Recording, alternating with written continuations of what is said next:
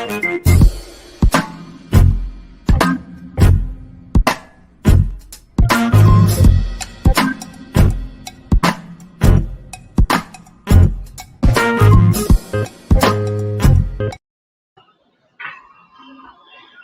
a todos, olá a todas, olá a todos.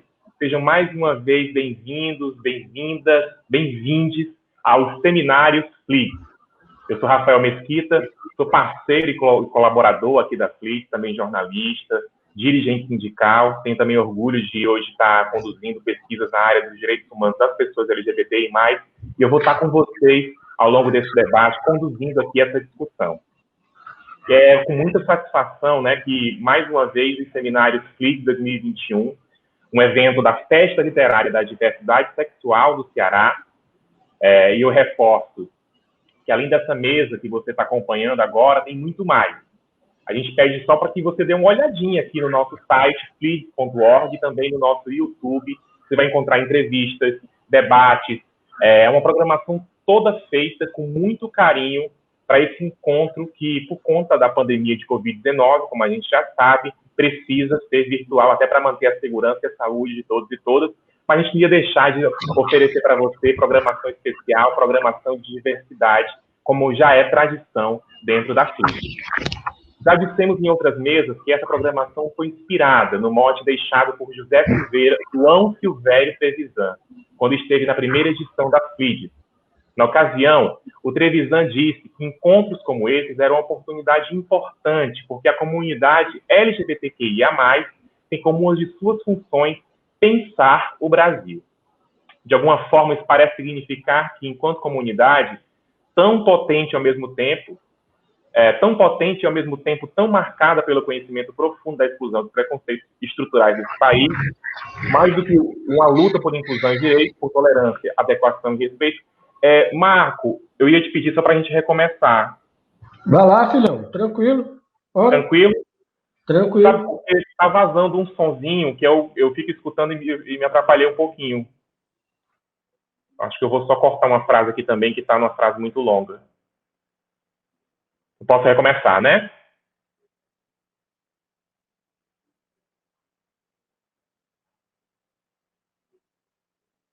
Marco? Pronto, quer que eu rode a vinheta de novo para você? Tranquilo. Pode ser. Você fica direto, que aí você não precisa cortar, você vai ficar o corte no começo. Beleza, então, vamos lá.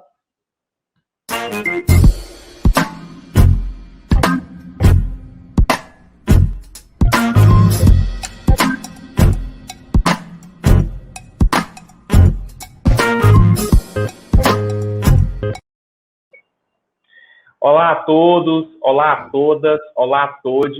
Eu sou Rafael Mesquita, parceiro e colaborador da FLIGS, e eu estou aqui com vocês para iniciar mais uma programação dos Seminários FLIGS 2021. Eu sou jornalista, também dirigente sindical e pesquisador da população LGBTI+.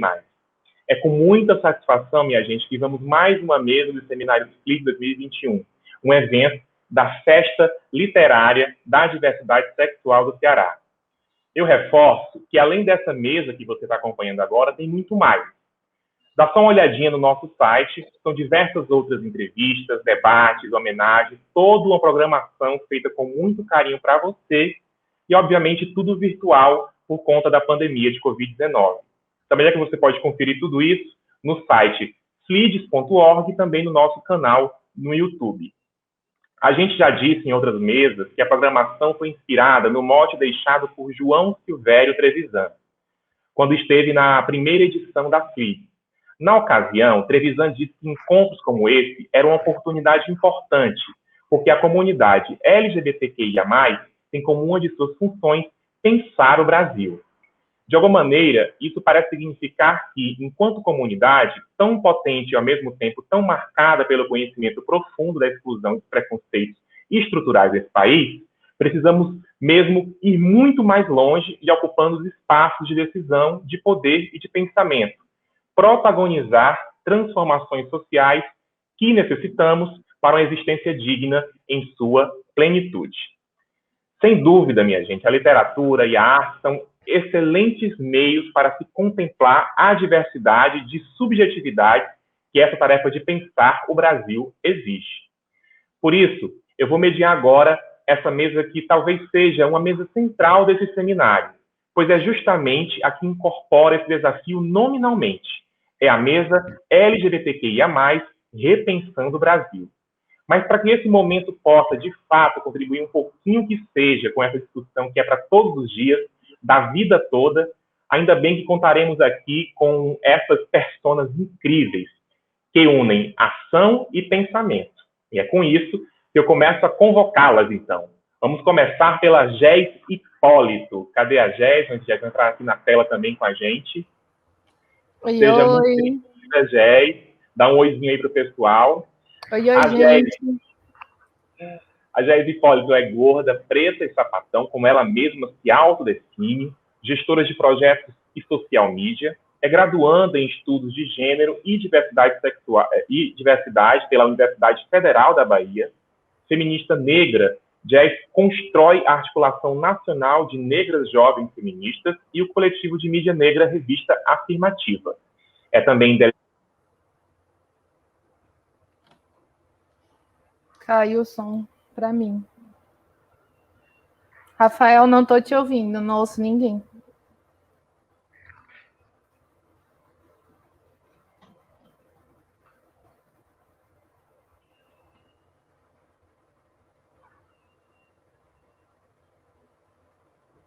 Rafael, você ficou mudo desde a hora da apresentação da Jazz.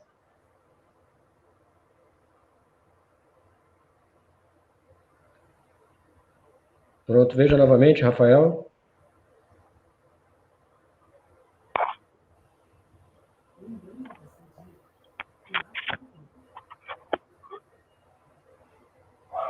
Está me ouvindo agora? Estou baixo demais. Deixa eu tentar ver aqui. Pronto, te escutei bem agora. Escutou bem? Agora escutei. Vou desconectar o Entre fone. junto. Não sei se Tá com um delay bem grande, viu? está com delay. E agora? Muito grande. Fale comigo um pouquinho. Vamos testando o áudio. Áudio bom, mas um delay bem grande entre áudio e vídeo, viu? Oi, áudio testando. E agora? Áudio bom, mas delay grande. Vixe. Deixa eu ver aqui o negócio. Deixa eu reposicionar. Pronto, fale agora. Testando o áudio. Oi. Pronto, ok. Melhorou? Agora tá. Melhorou. Pronto. Estava conectado, mas não sei porque ficou mudo. Eu mudei aqui os microfones para saber se era isso. Pronto. Eu retomo da parte da Jazz. Isso. Apresentação de a Jazz, tá? A Jazz acabou de entrar, aí você apresenta. Seja bem-vinda, Jazz. Jazz Hipólito é gorda, preta e sapatão, como ela mesma se autodefine, gestora de projetos e social media. Jazz é graduanda em estudos de gênero e sexualidade. Falei errado também. Vou fazer aqui. Jazz Hipólito é gorda, preta e sapatão, como ela mesma se autodefine, gestora de projetos e social media, é graduanda em estudos de gênero e diversidade pela Universidade Federal da Bahia. Feminista negra, constrói hoje a Articulação Nacional de Negras Jovens Feministas e o coletivo de mídia negra Revista Afirmativa. É também idealizadora do blog Gorda e Sapatão, que é um espaço de reflexão sobre lesbianidade, negritude, corporalidades e feminismo. Dá um oizinho, Jazz, para todo mundo que está nos acompanhando. Olá, gente. Seja bem-vinda, querida. Vou trazer também aqui para a nossa roda de conversa a Lila M. Salu. A Lila é mulher preta, co-vereadora da mandada coletiva Nossa Cara, sapatão e periférica. Nascida na favela Verdes Mares, também rapper e estudante de humanidades na Unilab. Feminista e ativista integrante do Tambores de Safo, grupo de percussão composto por lésbicas e bissexuais, Lila também acredita que a arte é um instrumento político e de comunicação da luta sapatônica. A Lila está se conectando também, né? Vamos ver se a Lila consegue nos ouvir. Nos escuta, Lila?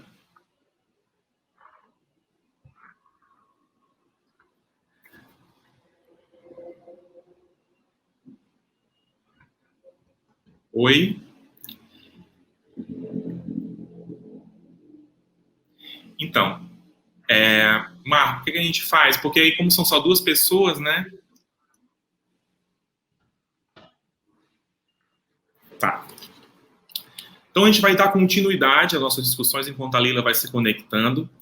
Jais, uma das primeiras questões que a gente queria trazer aqui, em termos desse debate, né, LGBTQI+, pensando o Brasil, é saber de você, né, o que falta no Brasil para que as questões que interseccionam raça, gênero e sexualidade, classe social, consigam de fato avançar no país. A gente passa por um processo hoje, inclusive, de reacionarismo político muito forte. Inclusive, quando conquistas históricas desses movimentos, desses agrupamentos sociais, estão sendo questionadas no plano político nacional e como, né, uma horda, né, de assassinos, outros campos políticos, seja municipal ou estadual, também incorporando esse discurso opressor. Queria te ouvir nesse sentido, por favor. Seja bem-vinda, viu? Muito obrigada a todos que estão aqui acompanhando. Quero agradecer primeiro o convite e saudar a todas e todos aí que têm construído a FLIDS. Muito, muito bom participar desse momento tão importante. Bom, é uma questão muito complexa e que eu acho que a gente não tem condições de encerrar aqui, né? E eu também acho que é da ordem do campo social, né? Como um todo, mas as reflexões que eu tenho construído ao longo do tempo, elas são muito fundamentadas na organização das mulheres negras, né? Eu sou uma jovem negra, sapatona, ativista, e construo o movimento de mulheres negras. Já tive experiências com o movimento LGBT em São Paulo, para ser mais exata, né? Que eu vivo em Salvador, mas eu já morei 5 anos em São Paulo. E já construí movimento só de lésbicas e bissexuais, já construí movimento LGBT, e sempre percebi, sempre também tive um incômodo muito grande com a falta de, como eu posso explicar, mas a falta de apropriação do nosso contexto histórico, né, e contemporâneo do nosso país, né? Então a gente precisa, de fato, ser muito sinceros e corajosos de olhar para o nosso país e reconhecer as identidades que a comunidade LGBT também pertence, porque eu não sou só sapatão, né? Então eu não tenho condições, como o Audre Lorde já nos ensina, que eu não tenho como me dar o luxo de ser só lésbica na comunidade negra ou ser só negra na comunidade lésbica, entende? Todos os espaços que eu vou, todos os espaços que eu construo,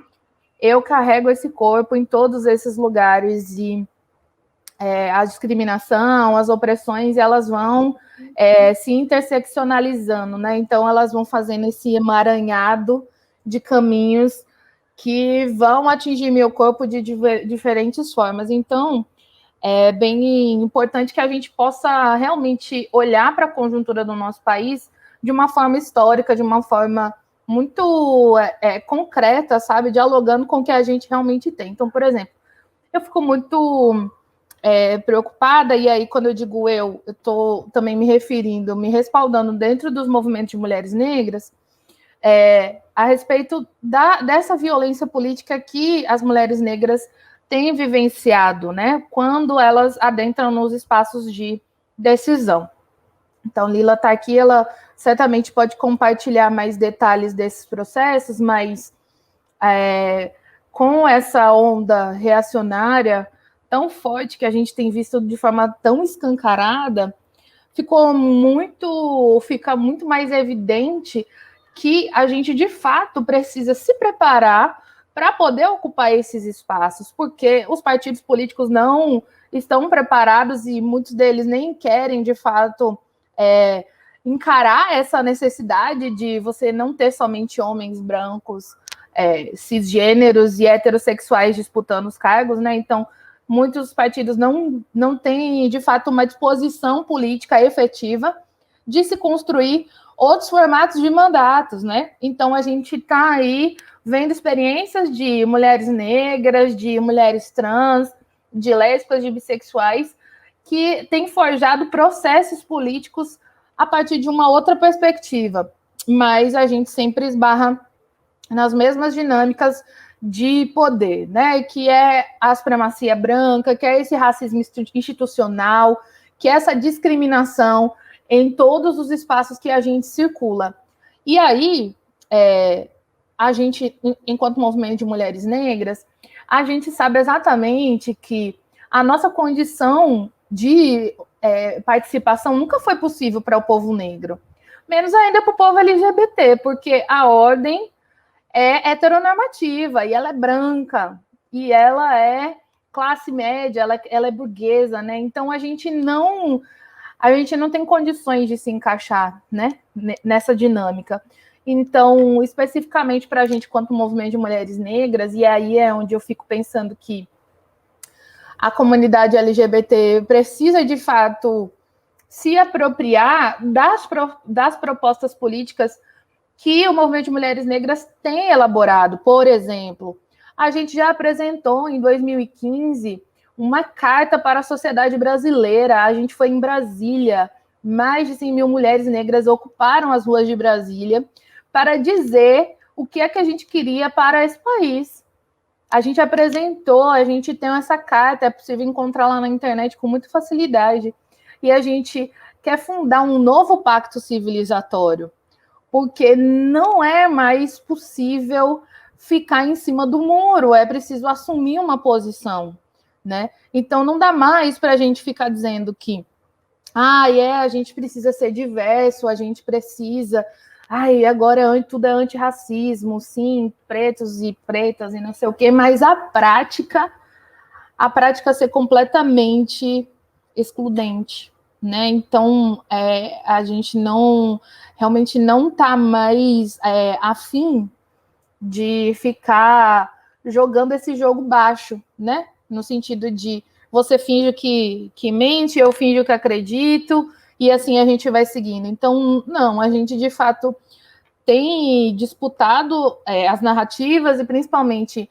disputas ideológicas, que é fundamental para que a gente possa passar por esse momento, né, de extremo fascismo nesse país, mas principalmente entender que o fora Bolsonaro, ele não é suficiente. É óbvio que a gente, enquanto movimentos sociais, né, movimentos do campo progressistas e etc., está, de fato, muito envolvidos e muito empenhados em tirá-lo, é óbvio. Mas o Bolsonaro não estreia nada, ele está falando a que veio há muito tempo, então, com o fora Bolsonaro, não é o suficiente para a gente se sentir segura, para a gente, então, falar, agora sim está tudo bem, né? Então, não vai ser, de fato, uma divisão de águas, assim, né? No sentido de você ter o oposto do que era, porque a gente tem vivenciado o recrudescimento da violência há muito tempo, não é de agora. Então, a gente também não pode ser ingênuas de pensar que o fora Bolsonaro vai ser suficiente. Então, a gente precisa, na verdade, entender que a nossa experiência de opressão não começa com Bolsonaro. Portanto, não vai finalizar com ele saindo da presidência da República, né? Então, a gente tem um caminho muito longo ainda pela frente, mas que pode e deve ser fortalecido através de experiências como a da Mandata Nossa Cara, por exemplo. Através de experiências como a Enegrecer Política, que é uma grande organização, uma grande articulação de mulheres negras, para, de fato, fazer esse debate público de incidência para que a gente, enquanto população negra, enquanto população LGBT, se aproprie dos debates, né? E que a gente possa construir as pautas de forma a convergir. A gente precisa convergir em algumas coisas, entende? E aí, o que sempre me incomodou dentro das comunidades, dentro dos movimentos LGBTs, de lésbicas e bissexuais, era muito uma cultura de práticas políticas extremamente calcadas no cristianismo, né? Então a gente sabe que o nosso Estado é laico, mas a prática desse no cotidiano a gente sabe como é, né? Não é laico. Não é laico, porque quando a gente sai na rua com a nossa conta, a gente pode ser agredida, a gente vai ser xingada, a gente vai ser discriminada nos espaços públicos, né? Nas câmaras, né? Nos espaços de poder, você sempre vê um crucifixo, né? Então, eu percebo que a gente ainda tem esse fundamento cristão nas nossas práticas culturais, o que é muito preocupante, porque a gente também vê o avanço, né, da bancada evangélica, por exemplo, tomando os espaços de decisão e o quanto isso vai impactar na sociedade.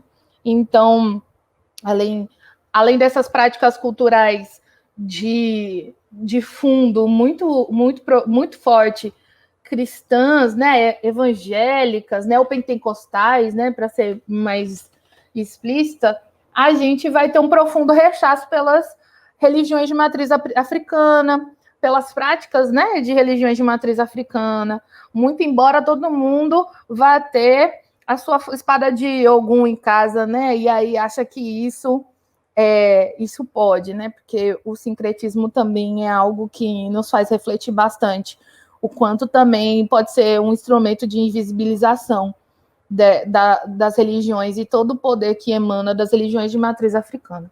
Então, acho que é uma reflexão muito profunda que a gente precisa fazer e me alegra muito estar aqui hoje, dividir esse momento com Lila, com você, Rafael, com todos e todas que estão acompanhando, porque a gente, de fato, precisa mobilizar a nossa comunidade LGBT a se posicionar, e se posicionar no sentido de entender que a nossa luta ela é muito maior e que existe construções já seculares que dão régua e compasso para a gente. Então, a gente não está inaugurando nada. A gente não está inventando a roda. E muitas vezes a gente, nos movimentos sociais, acha que está inventando a roda. Mas nós não estamos. E é bom que a gente não esteja, porque muita gente trabalhou, muita gente lutou, muita gente quebrou a cabeça para propor outros caminhos, né? E aí, a Carta das Mulheres Negras para a Sociedade Brasileira é um caminho, é um instrumento que a gente pode e deve se apropriar, investigar e entender e dissecá-la para entender como é que a gente pode se articular a partir dessas alternativas, né? Porque trabalho sempre teve luta, sempre teve resistência. Enquanto houver opressão, haverá resistência. E as mulheres negras, elas promovem uma proposta de um novo pacto civilizatório para toda a população, não é só para o conjunto das mulheres negras ou da população negra, não. A gente quer refundar um novo marco civilizatório, né, para o conjunto da sociedade brasileira como um todo, porque quando tiver bom para a gente, vai estar bom para todo mundo. Então, a nossa intenção é, de fato, fazer com que cada vez mais as pessoas possam entender essa luta afro-brasileira, de mulheres negras, de lésbicas, de bissexuais, de travestis, de mulheres trans, e que enxergam e identificam o quanto o racismo ele é determinante para você existir ou não no Brasil. É um pouco isso que eu começo aqui nosso diálogo. Muito bem, Jess, muito obrigado. E você fala uma perspectiva que tem muito a ver com o que a gente está tentando desenvolver em espaços de diálogo, né, de encontro, como a FLITS, como essa festa literária da diversidade sexual, como esse conjunto de seminários hoje que a gente está realizando. A gente já vem de uma discussão já de algum tempo, né, de que essas lutas elas não podem ser feitas de forma isolada. E até fazendo uma crítica em alguns aspectos de um movimento LGBT que nós já falávamos na outra mesa, de um segmento, né, LGBT que muitas vezes se apresenta muito mais masculinista, branco, né, voltado para a perspectiva de mercado. Então, a gente tem que levar todos esses, digamos, ingredientes, né, da formação social em consideração. Por isso que a gente fala, inclusive, de luta interseccional e não só, né, de um agrupamento, sem, obviamente, colocar nenhuma dessas identidades ou campos de resistência simbólica em patamar de hierarquia. É isso que a gente está querendo trazer aqui. Todas essas demandas, elas se encontram na busca, né, de um outro, como diria lá o lema do Fórum Social Mundial, de um outro mundo possível. De fato, como você disse, é uma desconstrução, é uma reconstrução dessa sociedade, sobretudo dessa sociedade brasileira, né, dessa realidade que a gente tem em Sudoca, marcada por desigualdades específicas que estão colocadas realmente na nossa pele. Não tem como, estão colocadas na nossa pele. A gente, mesmo se um sujeito LGBT, uma mulher negra, sapatão, por exemplo, ascende na hierarquia de classe social, ela ainda vai ser objeto de ataque desses vetores, né, que, quando não discutidos, ficam como permanentes na nossa sociedade. Então, a gente precisa levar tudo isso em consideração, sim. Bem, estou tentando ver aqui, enquanto estava comentando um pouco, fazendo um diálogo com o Jazz, se a Lila estava se conectando. Me parece ainda que ela está ainda com a conexão um pouco ruim, Jazz.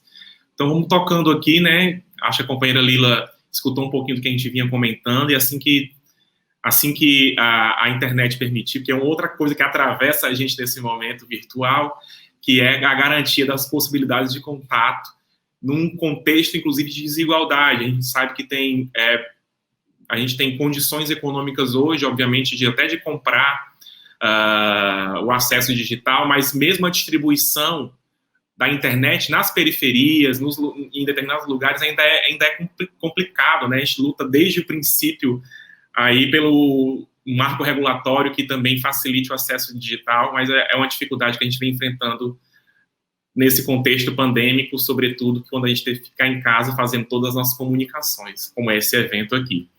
Bom, vamos continuar um pouco essa discussão, falando agora de um outro elemento que é muito presente. Eu estava citando um pouco sobre ele nesse comentário anterior, que é a misoginia. A misoginia no movimento LGBTQIA+, parte do princípio que sim, né? Mas como é que a gente entende essa situação e trabalha ela no sentido de realmente superar esse obstáculo? Eu acho que vai cair muito na esparrela, né, que a gente acaba discutindo, da heteronormatividade, da ciscolonialidade, né, que são elementos que estão muito fortes, que a gente precisa, como você vinha dizendo, Jess, combater de alguma forma. Então, como é que você enxerga as possibilidades, né, de estabelecer um diálogo para a superação da misoginia no movimento LGBT, e até que ponto isso também atrapalha o avanço das próprias políticas desse grande coletivo? A gente está falando aí de um universo que não só representa grupos de orientação sexual diversa, mas também identidades e expressões de gênero, até identidades e expressões que questionam o gênero. Então, como é que a gente trabalha um pouco essa misoginia, que é muito forte ainda, até no nosso próprio, né, vale, para utilizar uma expressão que a galera usa aí na internet? Eu acho que esse é o grande desafio também, permanece sendo, né? Porque ainda há muita a cultura da gente não entender elementos femininos como algo depreciativo, né? E o que você entende como elementos femininos também, né? Então, é extremamente muito demarcado, é extremamente muito heterossexual, muito binário, e que não permite uma livre expressão, né? Então, por exemplo, eu, atualmente, parei de depilar meu rosto, como vocês podem ver. E isso era algo que sempre me incomodou muito. E eu sempre tive pelos no rosto. Eu tenho pelos no corpo desde muito cedo. Tem um elemento que é a síndrome de ovário policístico, mas ela nunca foi exatamente algo que me preocupou. Então, o que mais me preocupava, efetivamente, sempre foi a aparência, né? Porque quando a gente entra nos espaços, a gente vai ser reconhecido a partir dessa carcaça que a gente carrega. Então, eu tenho percebido que desde que eu deixei meus pelos do rosto crescer, o incômodo das pessoas e o questionamento das pessoas passou a se tornar maior, sabe? No sentido de não conseguir visualizar esse elemento de pelos como uma possibilidade do feminino, né? Ou seja, é algo estritamente relegado ao universo masculino, porque ele vai dialogar com uma masculinidade, com uma virilidade e com uma como eu posso dizer, maturidade, né? Porque quando você tem pelos o menino tem pelos no rosto, ele já está um homem, né? Então, essa é só um exemplo, assim, para a gente poder entender o quanto a misoginia ela está profundamente ligada, né, na cultura, nas representações, nessas imagens de controle. Então, para mim, quanto uma mulher negra, ter pelos no rosto ou até mesmo ter pelos no corpo era sinônimo de sofrer racismo na escola. E eu lembro até hoje de uma vez que eu estava na escola, acho que eu tinha, sei lá, 9, 8 anos, não passava de 10 anos, e eu lembro das crianças fazendo muita chacota comigo, me chamando de macaca por causa dos meus pelos no braço, né? Então, desde sempre foi muito aparente, né? E eu lembro de chegar em casa e simplesmente passar a Gillette da minha mãe. E isso foi muito marcante para mim, porque parecia que eu não era humana, saca? Então, a misoginia e o racismo, eles estão muito entranhados, sabe? No sentido de provocar essa desumanização nas pessoas. E aí, acredito que uma das formas que a gente pode combater essa misoginia é, de fato, reverenciando e trazendo para mais perto, né? Ou até mesmo saindo dos holofotes para que outras mulheres, outras identidades que se consideram femininas ou não, mas que não sejam, de fato, identidades cisgêneras, heteronormativas, para que ocupem esse espaço, sabe? Então, outras identidades, outras mulheres, outras possibilidades de corpos precisam ter espaço, sabe? E aí é esse momento de você entender o quanto... de que lado é que você joga, e aí se você não pertence a essa identidade, se você não carrega, como é que você, uma pessoa aliada, pode fazer esse processo de fortalecimento? Às vezes é você ser convidado para uma palestra e a depender do tema, você pensar, poxa, tem uma pessoa, uma amiga, uma conhecida que acho que ela falaria muito bem sobre isso. E aí você simplesmente passa a bola, sabe? Talvez esse movimento de circularidade, né, que as religiões de matriz africana tanto prezam, possa demais ajudar a gente a pensar. É isso, o que me incomoda, Rafael, é que a gente está muito num pensamento extremamente eurocentrado de como construir as coisas, sabe? Até mesmo construir movimentos sociais, as hierarquias não permitem que as pessoas respirem, sabe?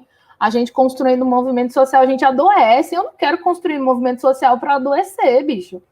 Eu já estou nessa sociedade que me adoece, saca? Eu quero estar num movimento social que minimamente me trate como gente, sabe? Eu não quero estar nos espaços tendo que disputar pela minha própria vida com uma galera que supostamente estaria do meu lado. Então, isso me incomoda muito. E aí, eu tenho analisado há muito tempo e conversado com outras sapatonas e bissexuais de movimento que estão organizadas, principalmente no movimento de mulheres negras, porque já tentaram o movimento LGBT, é que vai ter espaço que a gente não vai querer construir e vai ter espaço que nem deve existir, saca? No sentido de esse espaço é tóxico, entende? Então, assim, tem espaços que é melhor que a gente não dialogue, não construa mesmo. Assim, a minha análise tem ido muito para esse lugar de você entender quais são as pessoas que estão fazendo o debate de uma forma aberta, de uma forma propositiva e de uma forma construtiva. Quem é que está a fim de dialogar? E aí eu não estou dizendo que a gente não possa divergir, não possa discordar. Pelo contrário, a gente tem que realmente discordar.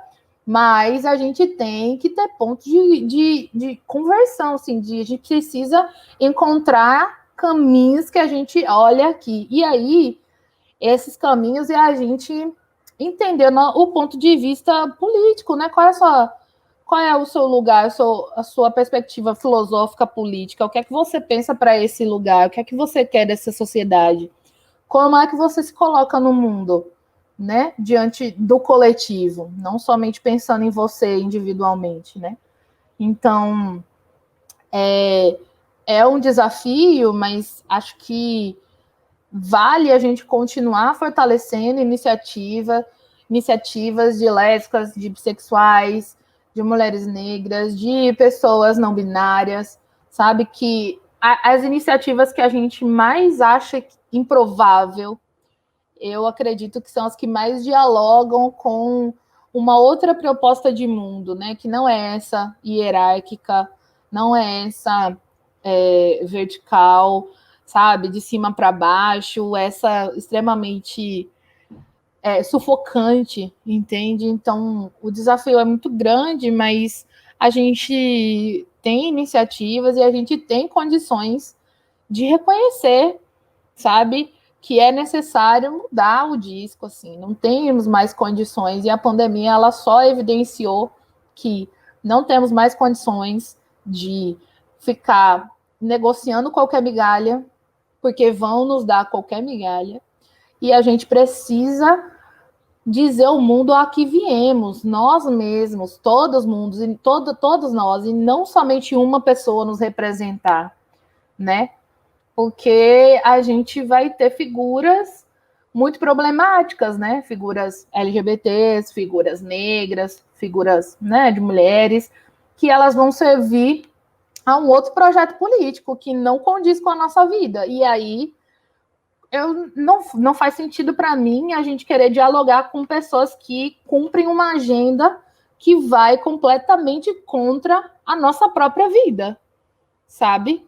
Para mim não faz sentido nenhum. E aí, eu acho que é você entender a agenda daquela pessoa, a agenda política, qual é o lugar que ela fala, de onde ela fala, qual é a trajetória, para a gente não cair na misoginia e desmerecer, porque é mulher, porque é travesti, que não sei o quê, entende?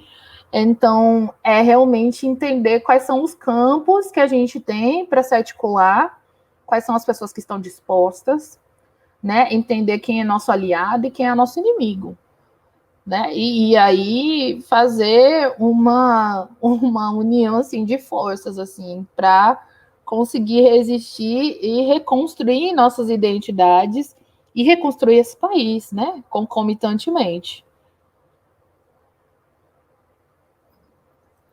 Eu estava lembrando um pouco aqui de uma discussão bem interessante e que muitas vezes recai muito sobre o próprio movimento LGBTQIA+, quando esse movimento não se abre, inclusive, para outras possibilidades de existência, né? Você está falando de várias formas de ser mulher, de ser homem, ou seja, várias feminilidades, masculinidades que podem ser desenvolvidas, e esse espaço é livre, ele não tem destino final, ele só tem destino, como estavam colocando e lembrando na outra mesa, estavam falando de Derrida, que fala do devir, né? É um devir em construção, em constante construção. A gente avançou muito em muitos aspectos no próprio movimento LGBTQIA+, porque a gente reconheceu que era necessário incluir mais gente no debate, que era necessário trazer mais gente para o diálogo. Até a gente reconheceu, inclusive, algumas disparidades, alguns processos, por exemplo, misóginos, e utilizando a palavra de hoje para explicar ontem, mas também transfóbicos, como nos episódios em que as mulheres travestis não eram incluídas nas narrativas fundadoras do movimento LGBTQIA+, que nascia, por exemplo, lá no norte global, nos Estados Unidos, supostamente nas revoltas de Stonewall, né? Então tem essas situações muito fortes. O que você falou também me fez lembrar que onde nós estamos hoje, Terra Brasilis, né, então chamada pelo branco europeu, não foi um espaço que começou a sua história em 1500. É um território, né, é uma área geográfica que já era ocupada por outras populações. Vou dar o nome aqui de uma das populações ameríndias,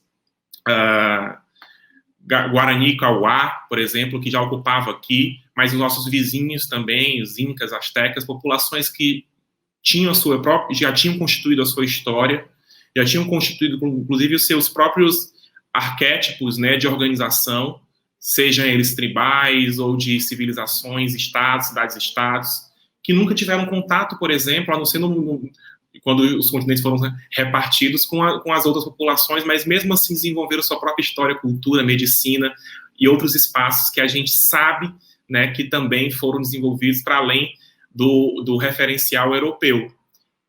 Fiz essa discussão, esse contexto longo, para dizer, por exemplo, que aqui no Brasil existia em alguns grupos populacionais a compreensão de que gênero, nem utilizava a palavra gênero, mas que essa coisa que hoje a gente entende por gênero não era só masculino e feminino.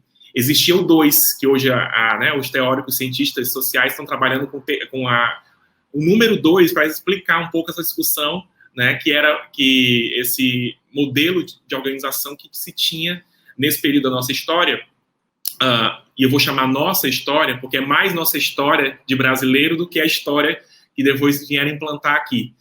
Eles tinham a compreensão de que a pessoa podia ser, uma hora, mais masculino ou feminino, mais feminino ou masculino, ou simplesmente não ser nenhum dos dois muito diretamente. Eles compreendiam que tinha papéis ali que hoje a gente chama de macho, fêmea, mas tinha esse outro sujeito, essa outra identidade, essa outra existência, que era, né, múltipla, que cambiava, que era fluida.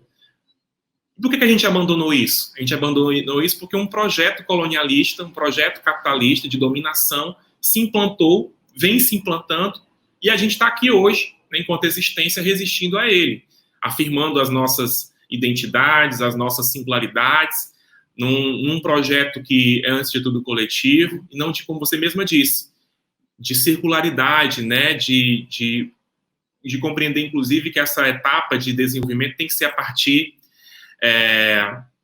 de uma cosmovisão. Então, esse movimento, né, que a gente está chamando de recompreensão, de reestruturação do Brasil, que é um pouco o objetivo dessa mesa, passa um pouco por essas discussões. Muito bom, Jazz, debate contigo nesse sentido. Então, a gente está, inclusive, na FLIDES, promovendo esses debates. Essa é a mesa LGBTQI+, Repensando o Brasil. Vamos, então, continuar com outro tópico, Jess, que eu acho que tem a ver com a produção que a gente está observando, sobretudo nesse momento em que, mesmo a cultura mainstream capta, né, de alguma forma, existências mais, digamos assim, insurgentes, representações existenciais, identidades mais insurgentes. E aí, nesse sentido, você que tem hoje, né, um blog que trabalha inclusive na própria subversão dessas identidades lésbicas, porque de alguma forma, né, Jess, a identidade dita, classificada lésbica, ou, por exemplo, no meu caso, uma identidade que é nominada como gay, ela é muito mais asséptica, né? Ela é muito mais limpa. É uma palavra que foi importada de algum lugar e não significa muito. Também foi um termo que foi utilizado para, né, para atacar, mas aqui no nosso contexto, por exemplo, viado, sapatão, né, caminhoneira, ou mesmo, né, de outra questão, de outro ambiente de ataque, gorda, são questões que são utilizadas como alcunhas preconceituosas que você, por exemplo, no campo artístico, no campo literário, assim como outras tantas, trabalha na perspectiva afirmativa, ou seja, de citacionalidade da palavra. entendendo que o próprio discurso é um pouco performático, né? Essa performance outra, né, dessas identidades subalternas que questiona o próprio preconceito, pega a norma, quebra ela no meio, ainda ataca na cabeça do opressor. Mas é nesse sentido que eu queria que você falasse um pouco, Jazz, como essa arte, né, que floresce a partir dessas identidades múltiplas, também dessas desigualdades, dessas violências que tanto apertam, que fazem eclodir. A arte eclode também nesse sentido, né? Passando pela perspectiva aqui dessa mesa, que é repensar o Brasil, nós LGBTQIA+, repensando o Brasil, como a arte que a gente produz muda a política. Eu acredito que a arte ela vem exatamente nesse lugar de simplesmente revirar do avesso e estabelecer uma outra ótica, né? Então eu fico muito feliz e muito satisfeita de ver muito mais meninas, jovens, mulheres mais velhas se denominando sapatão, porque é algo que ninguém vai poder ofender a gente, porque a palavra em si já não é mais ofensa, né? Então, eu tenho percebido os movimentos artísticos, né, principalmente das pessoas LGBTs, o quanto a gente revoluciona os olhares, né? O quanto a gente que promove os diferentes tipos de arte consegue, de fato, oferecer para a sociedade novas perspectivas, novas possibilidades de afeto, novas narrativas, né? Novas formas de ver o mundo, de se reconhecer e de reconhecer o outro, né? Que passa muito distante dessa forma colonizada que a gente foi ensinado ao longo da história a enxergar a outra pessoa, né? Na via de regra, desumanizando, né? Então, eu gosto muito dessa perspectiva artística revolucionária que se propõe a narrar o seu tempo, né? E a fazer frente a esses conceitos, a essas práticas excludentes, vexatórias e discriminatórias, né? Então, eu começo a escrever no meu blog justamente quando eu começo esse processo de autoidentificação, de me entender, na verdade, né, nessa sociedade, porque eu cresci no interior de São Paulo, numa família extremamente comum, a primeira pessoa a conseguir entrar na universidade, né, a maioria da minha família materna, principalmente, as pessoas não foram para a universidade, então a perspectiva que elas têm é realmente muito diferente da que hoje eu consegui construir para mim, e ser esse ponto fora da curva tem as suas delícias e tem suas dores, né? Porque são processos íntimos que, não raro, também são muito dolorosos, muito transformadores, né? No sentido da gente entender internamente quem nós somos e conseguir expressar isso através de algum tipo de arte, né? De alguma maneira. Mas falar desses processos revolucionários, falar da arte, da cultura e de quanto a gente transforma as políticas, né? É realmente fundamental para que a gente consiga ter novas perspectivas e novas referências, sabe? Então, para conseguir deixar meus pelos crescer e conseguir me sentir confortável no meu corpo, eu precisei buscar outras pessoas que também passaram pela mesma coisa que eu estou passando. Preciso saber que eu não estou sozinha, né?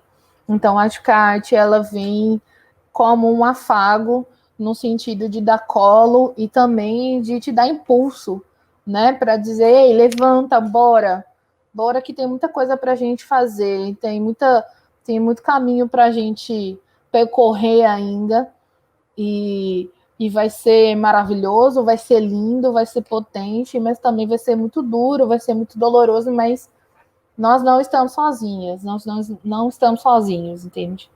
Então, acho que vem nesse sentido, assim, para mim, a arte. E aí, eu nem me coloco exatamente num lugar de artista, porque eu tenho uma relação muito peculiar com a escrita, mas como uma admiradora, né, e uma consumidora de artistas LGBTs, então eu me sinto muito inspirada quando eu posso ver trabalhos como Johnny Gonzala, que é uma artista visual daqui de Salvador, preta, sapatona, mãe, e o quanto o trabalho dela reflete futuros possíveis, né? Ou quando eu leio o livro do J. Mombassa, né? Onde ele de fato coloca para a gente que não vão nos matar hoje, não vão nos calar. Então, para mim, realmente uma fonte assim de vital para continuar, sabe? E aí eu acho que a gente consegue transformar a política a partir do momento que a gente se deixa afetar, né? A partir do momento que a gente se permite sentir e ser transformada, né? Para transformar os espaços onde a gente circula e quer modificar. Eu acho que um dos passos que a gente tem que fazer, tem que dar, né, falando de passos, exatamente que passo que a gente tem que dar nesse sentido, é de enxergar o nosso papel também nesse processo de fortalecimento. E aí no campo do consumo, né? De fato, o que eu consumo? Eu enquanto, né, homem, gay, periférico, o que eu consumo? Você, o que você consome? Né? Quem está nos assistindo, o que vocês consomem quando se trata, por exemplo, de arte?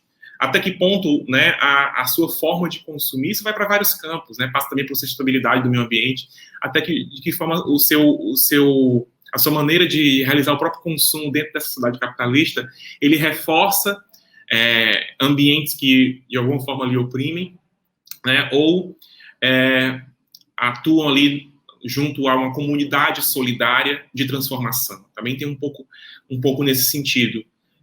Muita gente não entende quando falam que eu não vou para bar hétero. Eu disse, eu não vou para bar hétero, eu não vou para um bar aqui que é a menina que gestiona, que é uma mulher preta que gestiona, que eu tenho que ajudar. Eu parto desse entendimento que eu tenho que ajudar a desenvolver isso, até porque, entre outras tantas coisas, a possibilidade da gente sofrer algum tipo de violência e preconceito, ela é quase zero aqui e ela é 100 lá, né? Então tem todas essas circunstâncias também. Então, começar a compreender como é que nós também, para além do que nós dizemos, né, construímos como a gente faz. Eu também não frequento, inclusive bares que eu sei que tiveram, por exemplo, aqui em Salvador teve 2 bares onde amigas e conhecidas minhas sofreram violência lesbofóbica, assim. Não frequentamos, acabou, a gente soube, a gente não vai mais, ou até mesmo lugares que a gente é maltratado, sabe? A gente precisa parar de ter essa cultura da subserviência, né? E achar que aquilo, enfim, que você pode aceitar qualquer coisa. Acho que respeito cabe em qualquer lugar, né? Então, acho que é muito importante a gente falar de consumo, porque, inclusive, a arte no Brasil, principalmente artistas LGBTs, gente, o quanto são menosprezados no circuito, fora do circuito.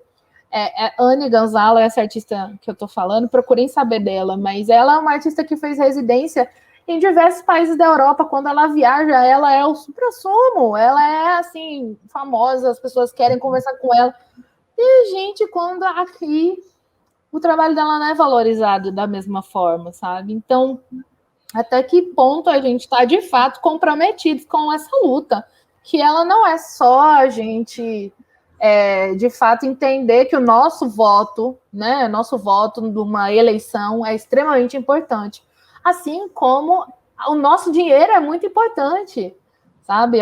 Onde a gente coloca nosso dinheiro é onde a gente coloca a nossa energia, né? Então, onde é que eu quero circular essa energia da moeda?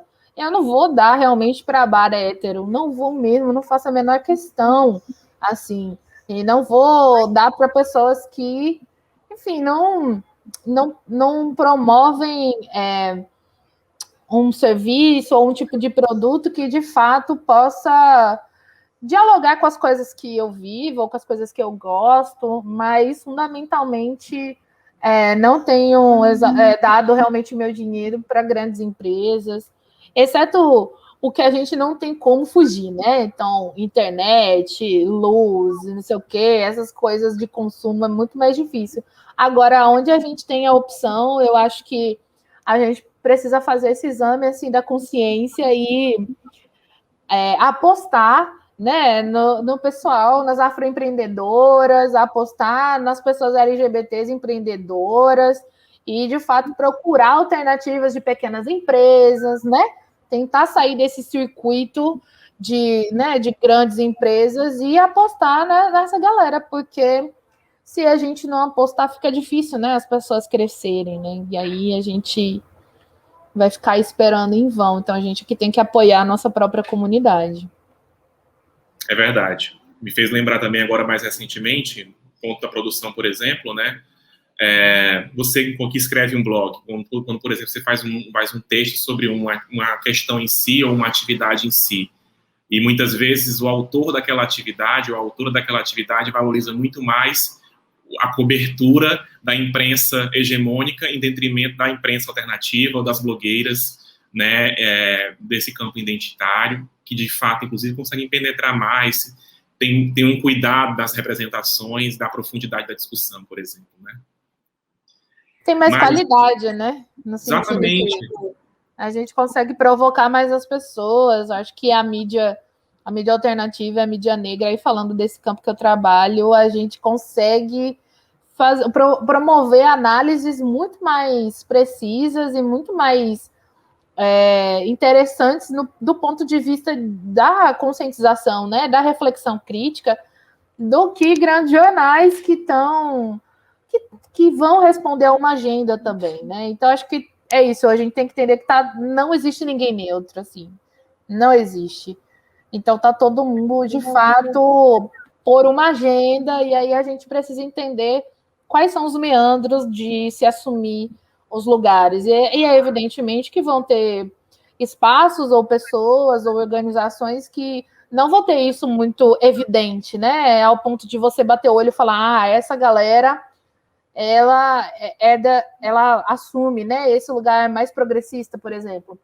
Mas aí a gente precisa, de fato, desenvolver essa expertise de também cobrar das pessoas, né? Assim como acontece nos cancelamentos, né? Que a gente vê muito na internet, a gente precisa ter uma cultura, né? Uma cultura educativa de saber cobrar as coisas e não simplesmente querer que as pessoas sumam da internet, sabe? Eu acredito muito na educação como essa via transformadora, né? Porque não adianta a gente sair excluindo todo mundo, porque você vai estar só reproduzindo a mesma lógica que você já está inserido. Então, para mim, isso não é novidade.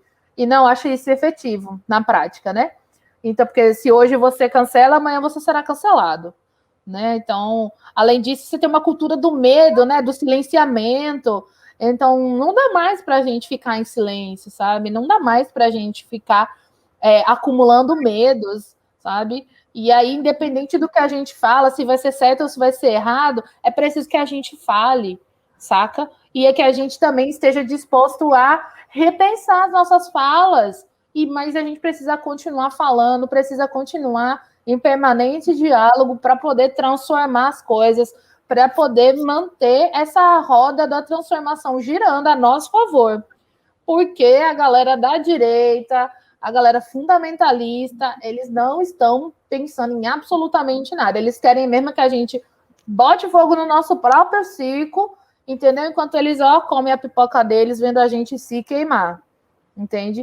Então, ao invés da gente praticar, ter essas práticas extremamente problemáticas, né? Que a gente, de fato, consiga construir novas perspectivas para educar as pessoas e para que elas também se vejam nesse lugar de aprendizes, né, constantemente em aprendizado, que não é que eu estou no movimento há 10 anos, há 50 anos, que eu sei de tudo.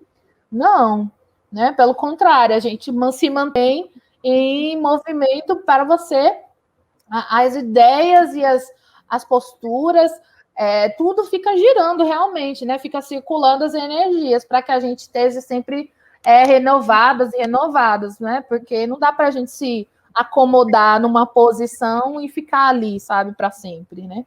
Eu acho que isso não é interessante, né? Isso vale, inclusive, para aqueles e aquelas que acreditam que o movimento LGBT tem inventado muito quando, de alguma forma, inclui novas identidades, novas expressões que se colocaram, né? Rafael, mas adianta o quê? Mas adianta o quê você dizer que aceita quando na sua prática política cotidiana as pessoas não têm voz, não têm espaço, não conseguem se expressar e não conseguem ter a sua opinião, a sua análise validada como um ponto suficiente para você, de fato, construir ações concretas. Era esse o meu incômodo. Quando eu ia para os movimentos de mulheres brancas, feministas brancos, quando eu ia para a reunião de movimento LGBT, principalmente no contexto da parada LGBT de São Paulo, quando eu dava minha opinião, as pessoas até ouviam, Rafael, mas sabe o que elas faziam com a minha opinião? Elas simplesmente descartavam. E aí vinha outra pessoa, e geralmente era um homem, geralmente era uma pessoa branca, e falava coisa muito parecida com o que eu falei, e aí todo mundo, isso aí, bota na ata, vamos fazer isso amanhã.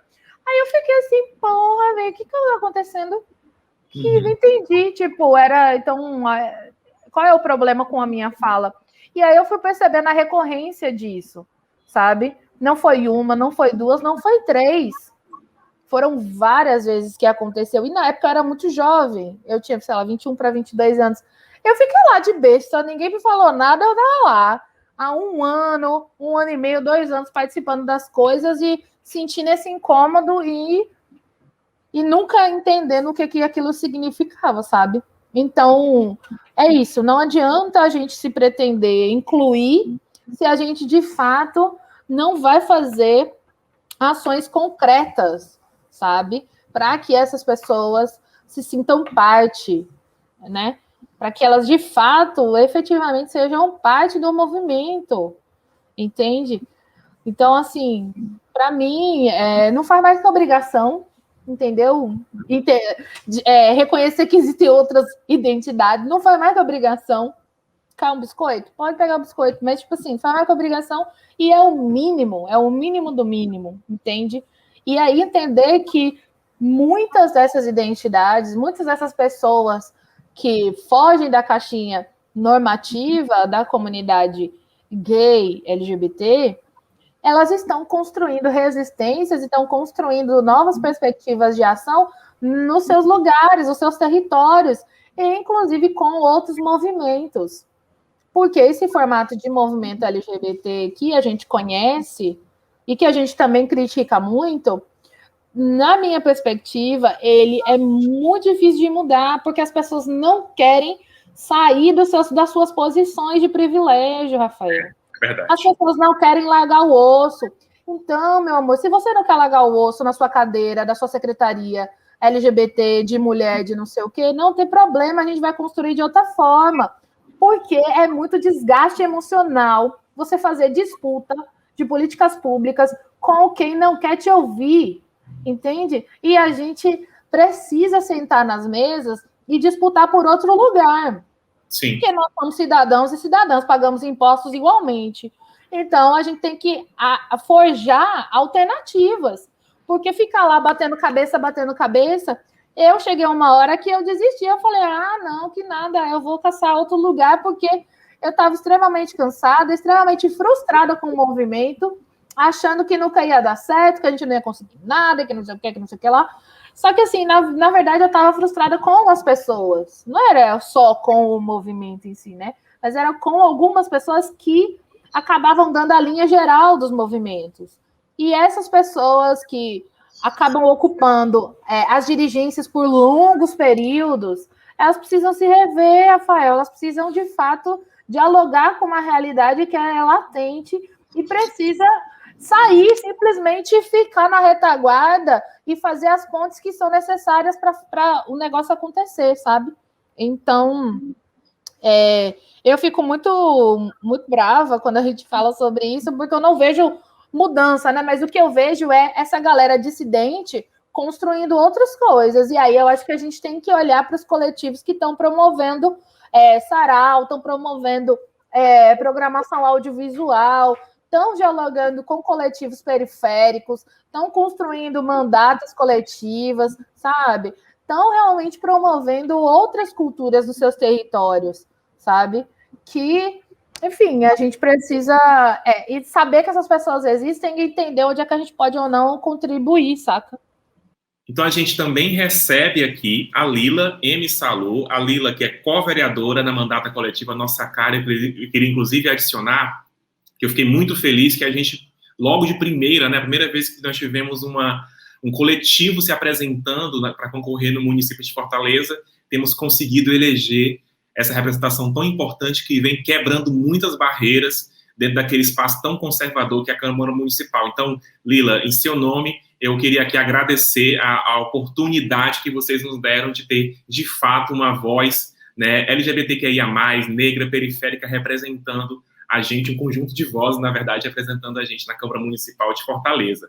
Lila, você, como eu estava falando, já foi uma das pioneiras nesse formato, né, que facilita, de alguma forma, a reunião de vários agrupamentos sociais. Na sua avaliação, esse conjunto facilita, de fato, a representatividade das minorias, desses agrupamentos que são oprimidos na sociedade? Eu inicio, né, o meu debate sobre participação política no movimento feminista, né, e sempre questionamos nessa ideia de representatividade, né, até porque até então, nas casas legislativas, nas executivas, né, a representatividade era a partir de homens brancos, ricos, héteros, né, e que muitas vezes muito distante da nossa realidade, né. Então, acredito que com as participações coletivas, a ocupação política, né, a partir da coletividade, com as mandatas coletivas, ela se propõe para além de uma representação, né, mais do que ser corpos, né, ter corpos representando dentro da casa, o objetivo maior é conquistar esse espaço que ele seja de fato do povo, né? Porque a gente chama a casa do povo. Mas onde é que está o povo, né? Então queremos estar nas mesas, queremos estar nas recepções, queremos estar nas audiências, né?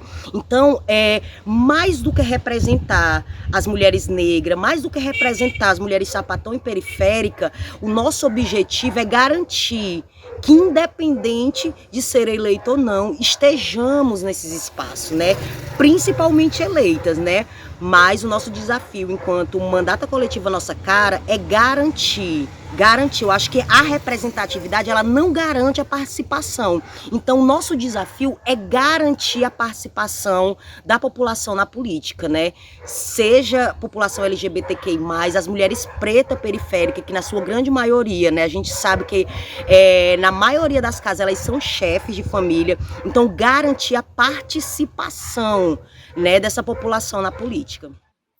Lila, para somar um pouco aqui com as discussões também trazidas pela Jazz, eu pergunto também para você sobre as provocações que nós acabamos de discutir. Se você tivesse que consertar alguma coisa no movimento LGBTQIA+, que ainda tem essa série de fatores, né, de desigualdades internas, o que você faria? Consertar, eu não sei se consertar, porque assim, né, eu acredito que toda coletividade, né, ela precisa ser hegemônica, ela precisa ter, né, assim, garantir o debate, né, e nem sempre a gente consegue só com flores, né, e eu acho que isso é muito válido, né, assim, quando a gente tem aquele ditado, né, quando não tem briga e menina acha estranho, né, mas assim, se eu tivesse a oportunidade, né, de estar construindo, né, o movimento LGBTQI+, desde o seu início, né, com certeza, assim como a minha atuação hoje, né, eu tentaria implicar mais, né, esse movimento com relação ao debate de raça, né, de negritude, com relação ao debate de classe, né, porque a gente sabe que quem se organiza na maioria das vezes é uma galera que tem mais grana e tal, então puxar e garantir esse debate mais periférico, né, e também a questão da masculinidade, né, eu acho que não só o movimento LGBTQI+, isso é uma novidade para a gente de movimento, inclusive, né, ter a masculinidade pautada, né, então priorizar a questão de raça e o debate sobre masculinidade seria a minha prioridade, se eu estivesse lá no início.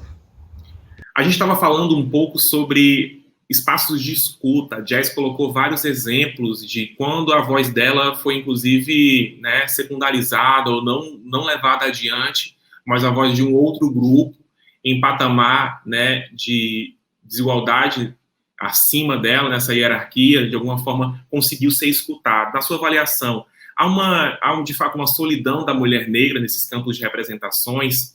A gente não encontra uma solidariedade ou mesmo uma reunião, um apoio nesses espaços de escuta e discussão no próprio movimento? Qual é a sua impressão sobre isso? Nós, mulheres negras, estamos em vários lugares, né, assim, temos reconhecimento, assim, de nós, né, entre nós, que somos uma força braçal, somos uma força intelectual, né, e somos uma força de organização também. Estamos em vários lugares, dos movimentos LGBTQI+, de mulheres, movimento da questão da segurança pública, movimento das mulheres ribeirinhas, movimento das rurais, estamos em vários lugares, mas eu acredito que essa solidão, ela é construída.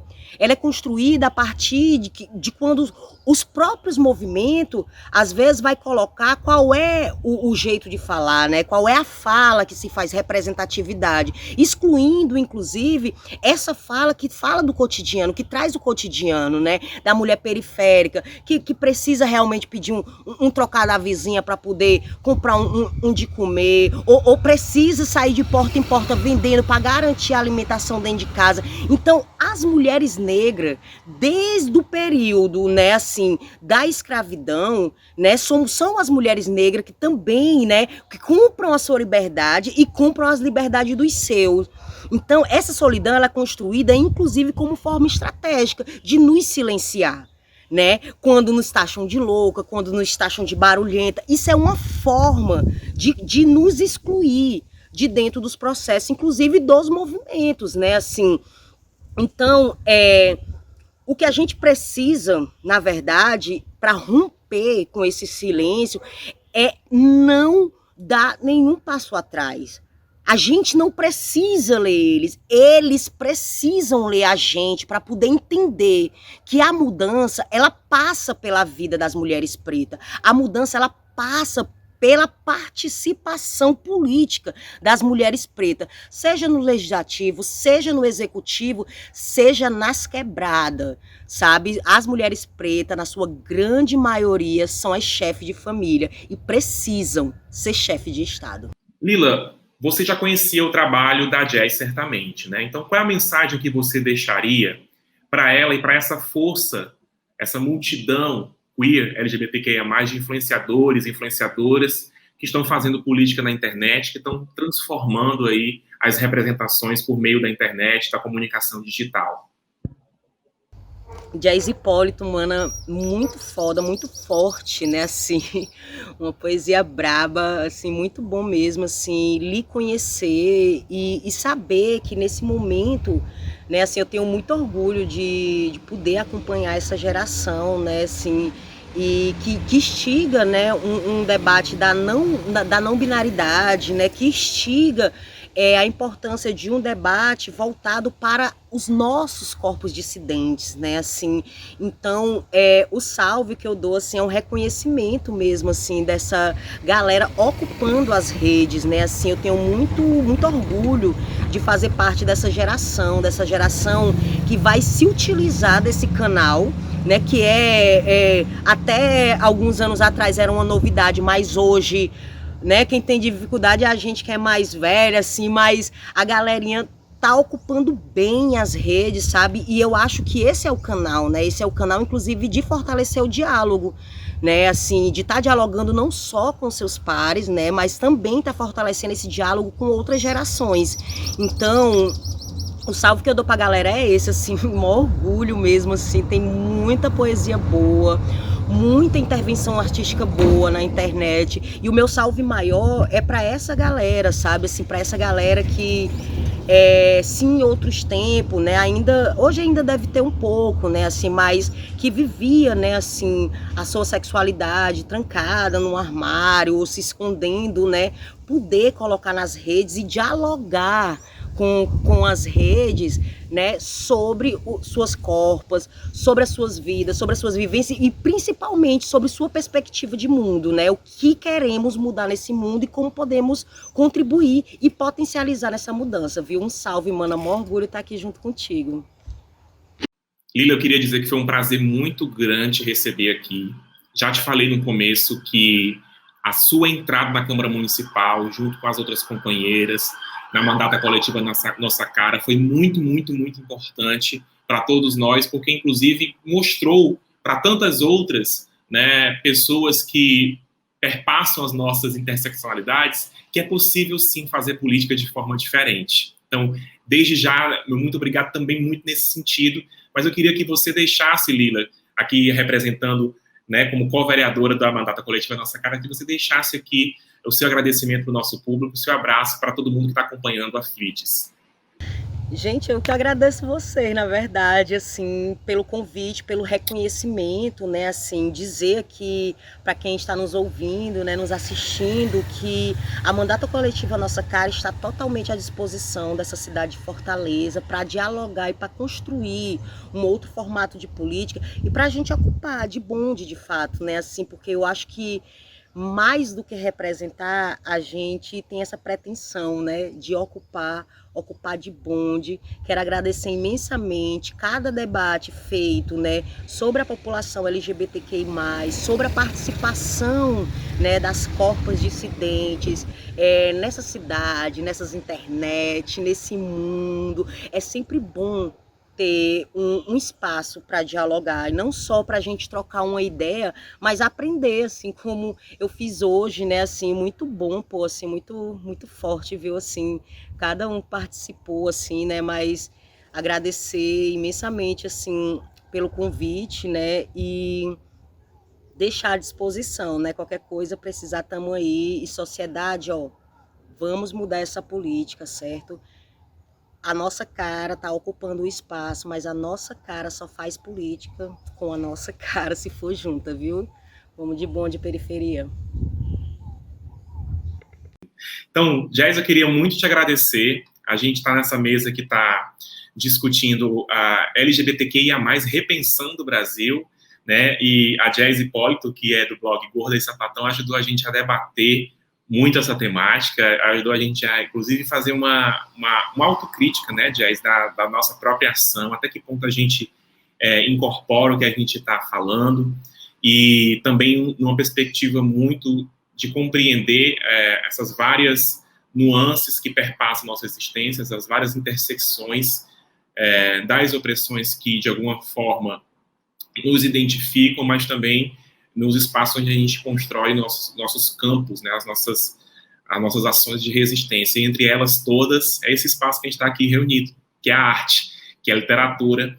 Então, fico muito feliz que os seminários FLIDES 2021, a Festa Literária da Diversidade Sexual, nessa versão online, tenha recebido você e que a gente possa ter tido a oportunidade de conhecer um pouco do que você tem contribuído, né, nesse campo tão importante. E, ao mesmo tempo, se a gente falava lá atrás, né, de alguma forma, de uma sororidade, a gente está aqui compartilhando, às vezes, as nossas dororidades, que é um outro conceito que reconhece as identidades, de fato, sabendo, inclusive, como você acabou de dizer, da solidão, de alguma forma, de alguns grupos que não são ouvidos, que não são representados, mesmo nesses segmentos que a gente está acostumado, né, a militar. Então, fico muito, muito, muito feliz da gente ter produzido essa boa discussão, sobretudo nesse momento em que a gente está reorganizando e se fortalecendo, né, fazendo a nossa resistência ganhar cada vez mais voz. Muito, como você mesma disse, para além do Fora Bolsonaro, para além desse momento dado, mas a gente conseguir, de fato, reconstruir o Brasil sobre as nossas bases. LGBTQIA+, reconstruindo o Brasil. Queria deixar contigo para tu se despedir do nosso público também, Jazz. Muito, muito obrigada, Rafael, muito obrigada à equipe FLIDES pelo convite, pelo cuidado, pelo afeto, pela energia de vocês aqui hoje. Foi muito massa trocar essa ideia. Fico muito feliz de poder colaborar um pouquinho aí com as minhas reflexões que vêm dos movimentos de mulheres negras onde eu construo. Então, Eu acredito que a gente tem muito para somar, né, nas lutas, elas são interseccionais e a gente precisa cada dia mais se reconhecer uns nos outros, né? Então, enfim, fico à disposição aí para outros momentos. Quero realmente agradecer muito e desejar um ótimo seminário aí pela frente, que todo mundo possa acompanhar outras mesas e realmente se engajar, né, e repensar as ações, repensar as nossas construções políticas cotidianas. É isso. Um abraço a todas. Tchau, tchau. Meu abraço virtual para você, Jazz, que aqui trouxe, né, a sua voz, ao mesmo tempo um pouco do seu trabalho no blog Gorda e Sapatão. E a gente se despede, portanto, dessa mesa que teve como tema LGBTQIA+, repensando o Brasil. São os seminários FLIDS 2021, são os seminários da festa literária da diversidade sexual. A você que nos acompanhou até agora e a todo mundo que constrói a FLIDS, meu muito obrigado. Um abraço, um beijo e a gente se reencontra em breve em mais uma discussão. Tchau, tchau, gente.